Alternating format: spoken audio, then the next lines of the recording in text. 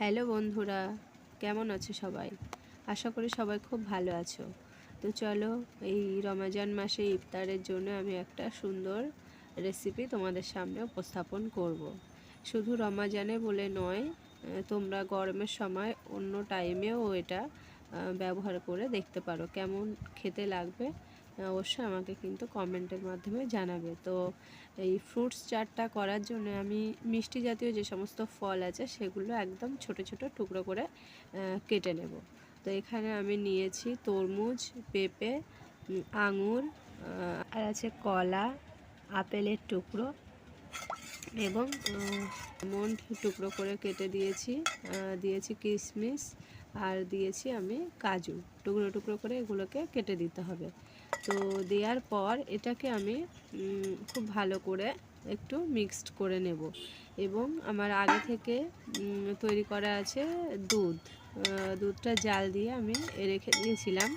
তো সেই দুধের মধ্যে কিন্তু আমি এই ফলগুলো ধীরে ধীরে এবার দিয়ে দেব।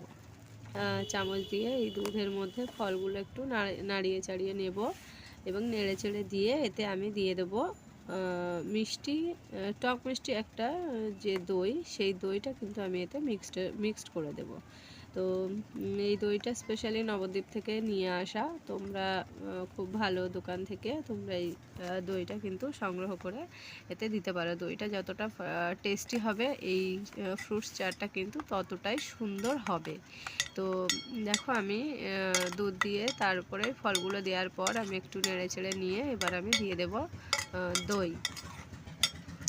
তো দইটা দেওয়ার পর এটা আমি খুব সুন্দর করে মিক্সড করে নেব। আর যেহেতু ফলগুলো ফ্রিজে ছিল তাই এখনও ঠান্ডা ভাবটা রয়েছে, এবং যারা আরও সুন্দরভাবে ঠান্ডা করে খেতে চাও তারা এই যে ফ্রুটস চাটটা আমি বানাচ্ছি, এইটা বানানোর পরে ঢাকা দিয়ে তোমরা কিন্তু ফ্রিজেও রেখে দিতে পারো এবং ফ্রিজ থেকে বের করার 10 মিনিট পর তোমরা এটা সার্ভ করতে পারো।